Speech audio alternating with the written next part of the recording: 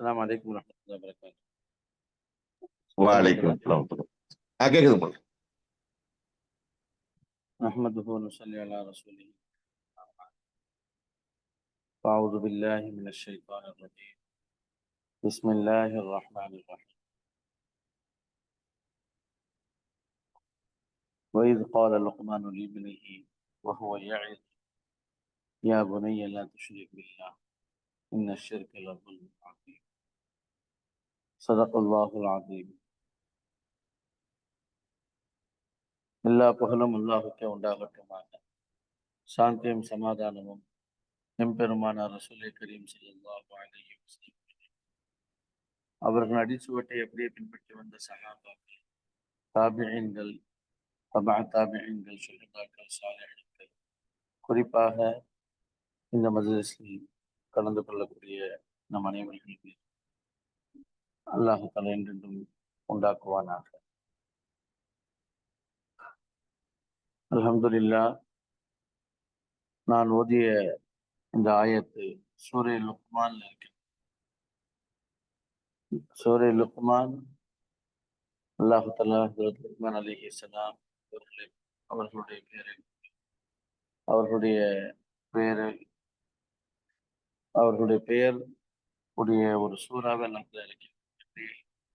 சூரா நூஹ் இருக்கின்றது, சூரா யூசுப் இருக்கின்றது, சூரா இப்ராஹிம், சூரா முஹம்மத் இருக்கின்றது. இது போல சூரா லுக்மான். இந்த சூரா லுக்மான்ல அல்லாஹ் தஆலா சொல்லக்கூடிய விஷயங்கள் என்ன? பல விஷயங்கள் அல்லாஹ் தஆலா சொல்றான். சில ஹராமான விஷயங்கள், தவிர்க்கக்கூடிய விஷயங்கள், எந்த விஷயங்கள் மனிதனை உலகத்துல மூழ்கச் செய்து அல்லாஹ்வை மறக்க செய்து விடுமோ அந்த விஷயங்களை விலை கொடுத்து வாங்குவது என்பதை அல்லாஹ் தஆலா இந்த சூறால சொல்லி وَمِنَ النَّاسِ مَن يَشْتَرِي لَهْوَ الْحَدِيثِ என்பதாக இதுல இந்த விஷயங்கள் சொல்லும்.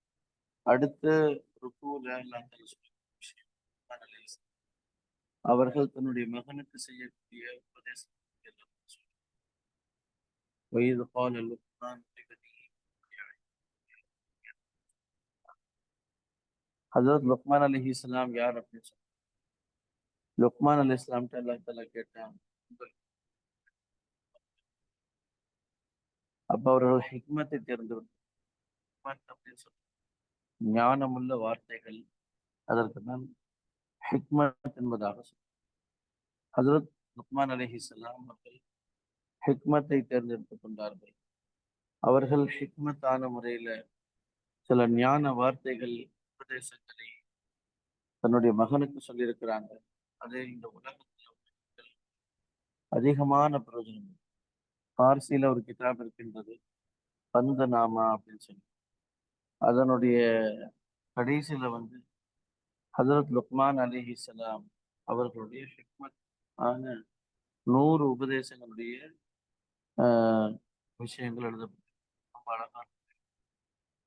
அதுல அதுவும் குர்ஆனுடைய ஹதீஸுடைய சரித்திர கிதாபுகள் எடுத்து எழுதப்பட்டு. இப்போ இந்த ஆயத்துல அல்லாஹ் தஆலா என்ன சொல்லுங்க, சின்ன மகன், அதாவது சிறுவனாக இருக்கக்கூடிய நிலைமையிலையும் உபதேசம் செய்யறாங்க. அல்லாஹுடன் நினைவு வைக்காது. இப்ப அந்த சிறு வயதிலையும் அல்லாஹுடைய நம்பிக்கையை வளர்ப்பதற்காக வேண்டி என்ன செய்யறாங்க, ஹஜ்ரத் லுக்மான் அலைஹிஸ்ஸலாம் அவர்கள் உபதேசம் லா துஷ்ரிக் பில்லாஹ் இன்ன ஷிர்க லظுல்முன் அதீம்.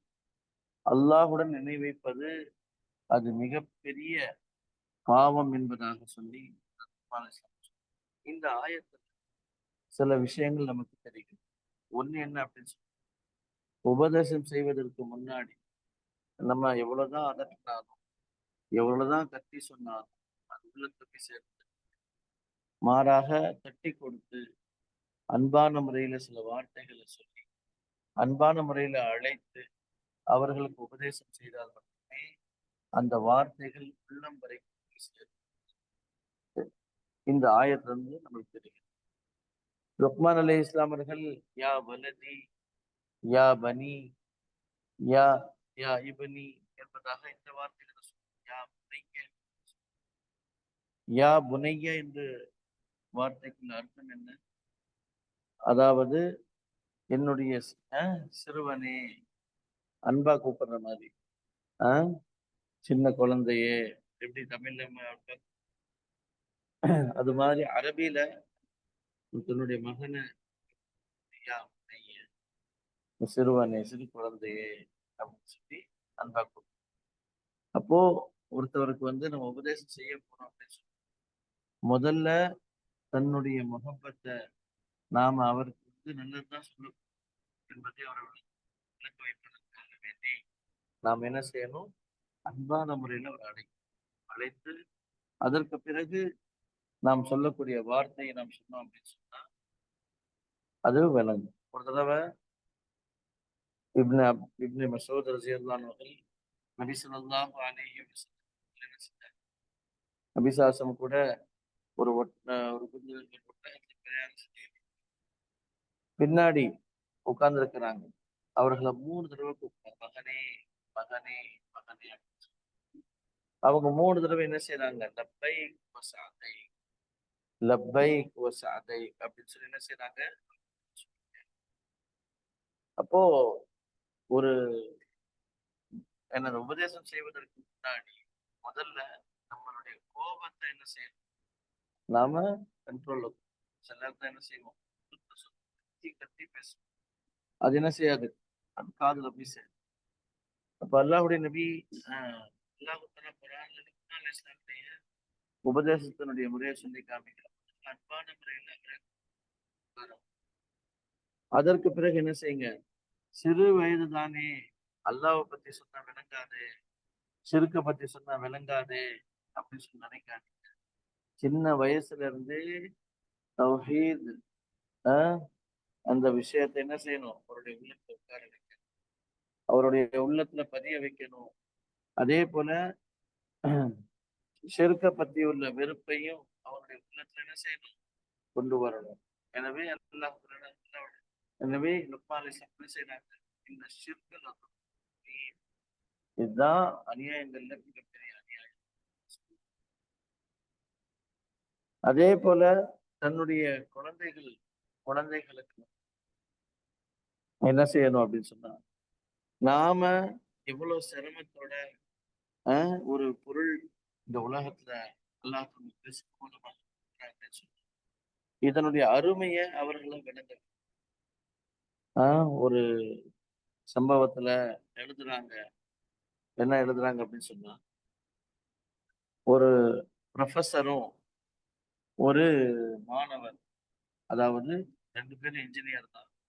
இன்ஜினியர் ஒருத்தவர் சிறு வயதுல, இன்னொருத்தர் வயது. 2 பேரும் என்ன செய்யறாங்க? ஒரு செடிய பணம் கொடுத்து வாங்குறாங்க. இந்த சிறு வயது இருக்கக்கூடிய அந்த இளைஞர் என்ன செய்யறாரு? அந்த செடியை நல்லா பாக்குறாரு. அதுக்கு எவ்வளோ தண்ணி தேவையோ அதை விட அதிகமான தண்ணி, அதற்கு இன்னும் நிறைய சீக்கிரமா வளரணும் அப்படின்னு சொல்லி சில கெமிக்கல்லாம் கொண்டு வந்து போடுறது, இந்த மாதிரி செஞ்சாரு. ப்ரொஃபஸர் என்ன செஞ்சாரு? அதுக்கு எவ்வளவு தேவையோ அவ்வளவு தண்ணியை, இது 2 பேருடைய செடியும் வளர ஆரம்பிச்சு. ஆனால் அந்த மாணவனுடைய செடி இருக்கின்றது அதிகமாக வளர்ந்துச்சு. ப்ரொஃபஸருடைய செடி அவ்வளோ அதிகமாக பரவலாக வளரும். அது வெறும் கொஞ்சம் கொஞ்சமாக வளர்ச்சியில பார்த்தோம்னா அந்த மாணவர் அந்த இன்ஜினியருடைய அந்த செடி ஒரு மழை வந்துச்சு, ஒரு காத்து அடிச்சிச்சு, சரியான காத்து, சரியான மழை. அந்த நேரத்தில் அடுத்த நாள் காலில் போய் பார்த்தா அந்த மாணவருடைய செடி எல்லாமே என்ன ஆயிடுச்சு? கீழே விழுந்துருச்சு, வேறெல்லாம் வெளியே. ஆனா ப்ரொஃபஸர் என்ன செஞ்சாரு? கொஞ்சம் நேரம் தண்ணி ஊற்றினார். அதனுடைய அந்த செடி இருக்குது, அதுக்கு அப்போ அவர் கேட்கிறார், அந்த மாணவர் வந்து கேட்கிறார், எப்படி உங்க செடி மட்டும் இப்படி இருக்குது, என் செடி வந்து எல்லாம் கீழே விழுந்துருச்சு இந்த காத்துல அப்படின்னு சொல்லி கேட்கும். அப்போ அவர் சொன்னாரு, நீ வந்து என்ன செஞ்ச, அதுக்கு தேவைக்கு அதிகமான முறையில தண்ணியை, அது என்ன செஞ்சிச்சு, இருக்கிற தண்ணியை மட்டும் குடிச்சிட்டு அப்படியே வளர்த்துட்டு பரவிட்டே இருந்துச்சு.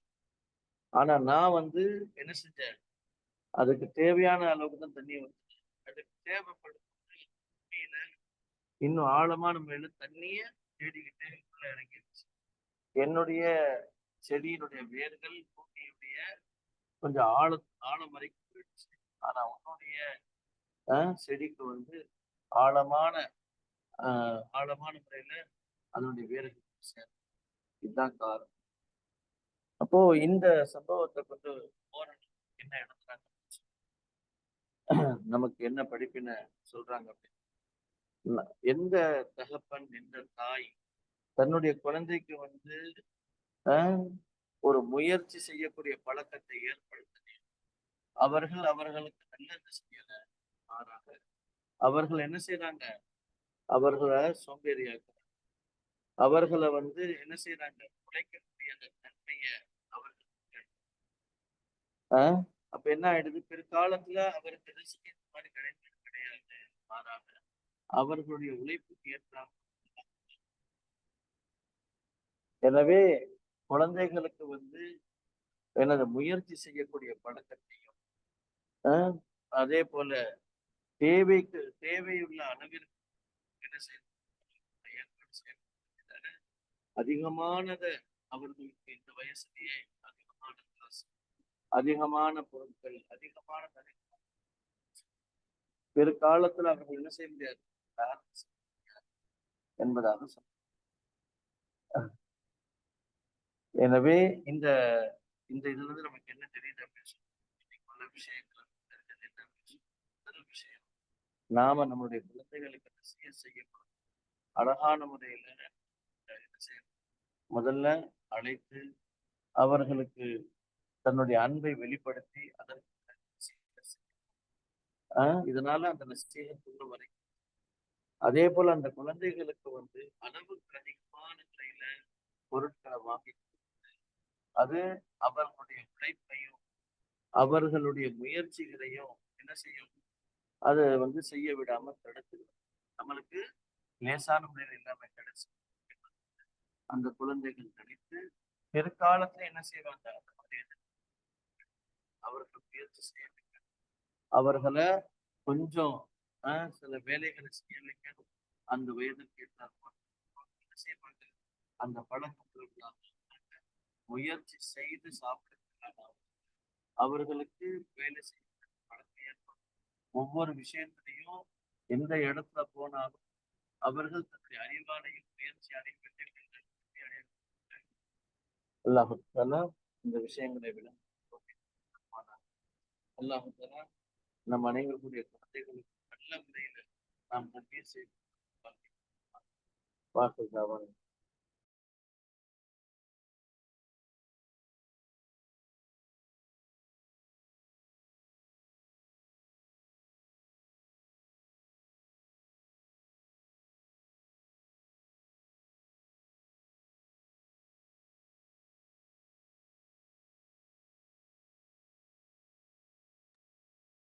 அஸ்ஸலாமு அலைக்கும் வரஹ்மத்துல்லாஹி வபரகாத்துஹு.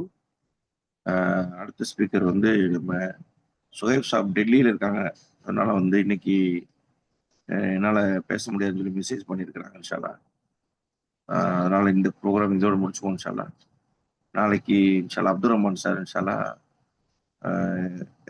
அவங்க வந்து எப்பவுமே பேசுகிற இன்ஷால்லா டாபிக்ல பேசுவாங்க. இன்ஷால்லா ஜிசாக்கல்லா ஸ்மால் ஸ்மால் لا إله إلا أنت أستغفرك وأتوب إليك. آمين. سبحانك اللهم وبحمدك. السلام عليكم ورحمة الله وبركاته.